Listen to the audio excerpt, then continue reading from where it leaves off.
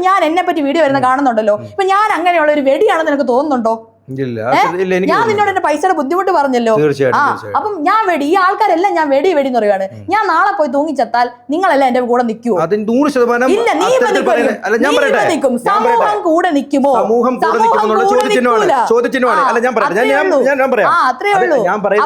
ഒരാളെയും സൈബർ സ്പേസിൽ നമുക്കെതിരെ ഞാൻ അതുകൊണ്ടാണ് പറയുന്നത്. ഞാൻ പറഞ്ഞോട്ടെ, അതായത് നമുക്കെതിരെ നമ്മൾ തുറന്ന് സംസാരിക്കുന്നവരാകുമ്പോൾ അല്ലെങ്കിൽ നമ്മളെ കേൾക്കാൻ ആളുകൾ ഉണ്ടാകുമ്പോൾ നമുക്ക് എതിർ ശബ്ദങ്ങൾ ഉണ്ടാവുക സ്വാഭാവികമാണ്. നമ്മുടെ ഒരു ബോൾ എറിയുമ്പോൾ തിരിച്ച് ഇങ്ങോട്ട് വരും.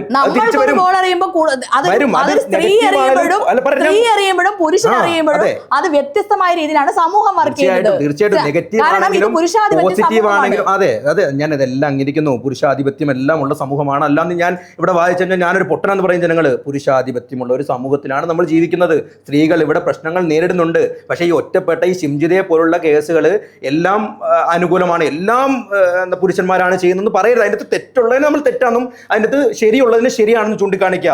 നമ്മളല്ല വിധിക്കേണ്ടത്. അതാണ് ഞാൻ പറഞ്ഞത്. ഇപ്പൊ ഈ ദീപക്കിനെ ശ്രീലക്ഷ്മി വിധിച്ചല്ലേ അത്? ദീപക്കിനെ എന്റെ ഭാഗത്ത് തെറ്റുപറ്റിയിട്ടുണ്ട്. എന്റെ ഭാഗത്ത് തെറ്റുപറ്റിയിട്ടുണ്ട്. ഇപ്പൊ ഞാൻ ദീപക്കിനെ സപ്പോർട്ട് ചെയ്ത് സംസാരിക്കുന്നതെന്നുള്ളതല്ല. ഇപ്പൊ നമുക്ക് ഇപ്പൊ ഞാൻ പറയുന്നത് സമൂഹത്തിന്റെ കാര്യം പറയുന്നത്. ഇപ്പൊ ഞാനിപ്പോ ഈ ദീപക്കിന്റെ മരണത്തിൽ ഷിംജിത്തിനെ കുറെ ആൾക്കാർ കുറ്റപ്പെടുത്തുമ്പോൾ ഒരു ഷിംജിതയ്ക്ക് വേണ്ടി ഒരു ശബ്ദം ഉയർത്തുന്ന പോലെ അല്ല അത്. അത് രണ്ടും വ്യത്യാസമുണ്ട്. ഇത് ഇവരുടെ ഈ സമൂഹത്തിന്റെ കൂടി സൈബർ ബുള്ളി ചെയ്യാൻ വേണ്ടിയല്ല ഞാൻ നിന്നത്. ആ കാര്യത്തിൽ എനിക്ക് പ്രൗഡ് ഉണ്ട്. കാരണം ഞാൻ ഒരുപാട് അനുഭവിച്ചാണ് സൈബർ ബുള്ളിങ് എന്ന് പറയുന്നത്. അതുപോലെ തന്നെ ഈ ഷിംജിത കുറ്റക്കാരെ ആണോ അല്ലയോ എന്ന് നിർണ്ണയിക്കേണ്ടത് നമ്മളല്ല. ഇപ്പം അയാളുടെ മരണം നടന്ന ഉടനെ തന്നെ ഈ ഷിംജിത കാരണമാണ്, ഇവൾ റീച്ചിന് വേണ്ടിയാണ്, ലൈക്കിന് വേണ്ടിയാണെന്ന് ഇങ്ങനൊരു നറേറ്റീവ് ഇവിടെ ഉണ്ടായി വന്നു. ആ നറേറ്റീവ് ആരാണ് ഉണ്ടാക്കിയത്? അപ്പൊ അങ്ങനെ നറേറ്റീവ് ഉണ്ടായി വരാൻ ആൾക്കാരുടെ മൈൻഡിലേക്ക് പെട്ടെന്ന് ഒരു നറേറ്റീവ് ഉണ്ടാക്കി എടുക്കുകയാണ് ചെയ്തതെന്നാണ് എനിക്ക് തോന്നിയത്. അപ്പം അങ്ങനെ ഒരു നറേറ്റീവ് ഉണ്ടാക്കിയെടുത്ത് ഒരാളെ ഇങ്ങനെ ക്രൂശിക്കാൻ വേണ്ടി ഇട്ട് കൊടുക്കരുത്. അപ്പൊ അതിനാണ് നമുക്ക് എന്തുള്ളത്, ഇവിടുത്തെ പോലീസ് സംവിധാനം ഉള്ളത്. പോലീസ് അത് ഞാനൊരു കാര്യം ചോദിക്കട്ടെ, ഇപ്പം ഈ മെൻസ് ആൾക്കാരെല്ലാം കൂടി ഇവിടെ ഇങ്ങനെ കിടന്ന് ഇളകിയില്ലായിരുന്നെങ്കിൽ പോലീസ് അറസ്റ്റ് ചെയ്യുമായിരുന്നു? ഒരിക്കലും ഇല്ല. ഇവിടെയുള്ള ആളുകളെല്ലാം കൂടി ഇളകിയതുകൊണ്ടാണ് പോലീസ് അറസ്റ്റ് ചെയ്യുന്നത്. അത് പക്ഷേ അങ്ങനെ ഇളകുമ്പോഴല്ല അറസ്റ്റ് നടക്കേണ്ടത്. ഷിംജിതയുടെ അല്ല, നമ്മുടെ ഇവിടുത്തെ പോലീസ് സംവിധാനത്തെ പറ്റിയാണ് ഞാൻ പറയുന്നത്. നീ വളച്ചു വിളിച്ച് നിന്റെ വഴി കൂടെ കൊണ്ടുപോകാതെ. ഞാൻ പോലീസ് സംവിധാനത്തിന്റെ അപര്യാപ്തതയെ കുറിച്ച് പറഞ്ഞേ. ഒരാളുടെ ആത്മഹത്യക്ക് കാരണമായിട്ട് ഒരാളെ പറ്റി ആരോപണം വന്നിട്ടുണ്ടെങ്കിൽ അത് ആരും ആയിക്കോട്ടെ, അവരെ പറ്റി പോലീസ് അറസ്റ്റ് ചെയ്യേണ്ടത് പോലീസിന്റെ ഉത്തരവാദിത്തമാണ്, അല്ലെങ്കിൽ പോലീസ് അതിനെ പറ്റി അന്വേഷിക്കേണ്ടത്. ഇപ്പൊ ഇങ്ങനെ ഒരു സോഷ്യലി ഒരാളെ മോബ് ലിഞ്ചിങ് ചെയ്തില്ലായിരുന്നെങ്കിൽ അവിടെ അറസ്റ്റോ ഈ പ്രശ്നം ഇതായി പോയനെ. അത് തന്നെയാണ് അതാണ് ഈ സ്ത്രീകളുടെ മരണത്തിൽ സംഭവിക്കുന്നത്. സ്ത്രീകൾ മരിക്കുമ്പോൾ ഇപ്പൊ ഷൈനി എന്ന് പറയുന്ന ആൾക്കാർ ഒരു പെണ്ണ് 2 പെൺകുട്ടികളെയും കൊണ്ട് ആത്മഹത്യ ചെയ്തു റെയിൽവേ ട്രാക്കിൽ, അവരുടെ ഭർത്താവിന്റെ പീഡനം സഹിക്കാതെ.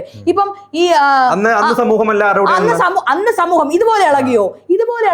പെണ്ണുങ്ങൾ മരിക്കുമ്പോൾ എന്തുണ്ട്? ഇപ്പൊ മണിപ്പൂർ കലാപത്തില് 20 വയസ്സുള്ള പെൺകുട്ടി ബലാത്സംഗം ചെയ്തിട്ട് ആത്മഹത്യയില് അവർ മരിച്ചു. ഇതുപോലെ സമൂഹം ഇളകിയില്ല. സ്ത്രീകൾക്ക് പ്രശ്നങ്ങൾ വരുമ്പോൾ ഇതുപോലെ സമൂഹം എന്തുകൊണ്ടാണ് ഇളകാത്തത്? പുരുഷന്മാർക്ക് മാത്രം പ്രശ്നം വരുമ്പോൾ സമൂഹം ഇതുപോലെ ഇളകുന്നു. അത് പുരുഷനോടുള്ള സ്നേഹം കൊണ്ടല്ല, സ്ത്രീകളെ അവിടെ അടിച്ചമർത്താൻ വേണ്ടിയാണ് ഈ സമൂഹം. നാളെ ഒരു പെൺകുട്ടി പോയിട്ട് ഇതുപോലെ വീഡിയോ എടുത്തിട്ടുണ്ടെങ്കിൽ അവരുടെ മെൻസ് ഗ്രൂപ്പിനകത്ത് വന്ന വോയിസ് ഇതുപോലെ നമുക്ക് കിട്ടി. അതായത് വീഡിയോ എടുക്കുന്ന ഓൺ ദ സ്പോട്ടിൽ അടിച്ചോണം, വീഡിയോ എടുക്കുമ്പോൾ ബലാത്സംഗം ചെയ്യണം. അപ്പം എന്നോട് ഇപ്പം അതിനുശേഷം ഒരുപാട് പേര് പോസ്റ്റ് ഒക്കെ എഴുതി, ഇന്ന് ഇങ്ങനെ സംഭവിച്ചു പക്ഷെ പ്രതികരിക്കാൻ പേടിയായി പോയി ഇങ്ങനെ ഒരു സംഭവം ഉണ്ടായതുകൊണ്ട്. പിന്നെ എന്നെ ബാക്ക് പാക്കർ അരുണിമ മറ്റേ ഹൈച്ച് ഹൈക്കിങ് ചെയ്യുമല്ലോ, അവൾ എന്നോട് പറഞ്ഞെന്ന് പറഞ്ഞാൽ അവൾ ഒരുപാട് ഇതുപോലെ വീഡിയോസ് ഒക്കെ ഇട്ടിട്ടുണ്ട് ഇവക്കെതിരെ വരുന്ന അസോൾട്ട്. അതിനകത്തല്ല ഈ കമന്റ് വരുന്നത്, നീ കാണിച്ചു കൊടുത്തിട്ടല്ലേ, നീ തുറന്നു കൊടുത്തിട്ടല്ലേ, ഇങ്ങനെയുള്ള രീതിയിലാണ്.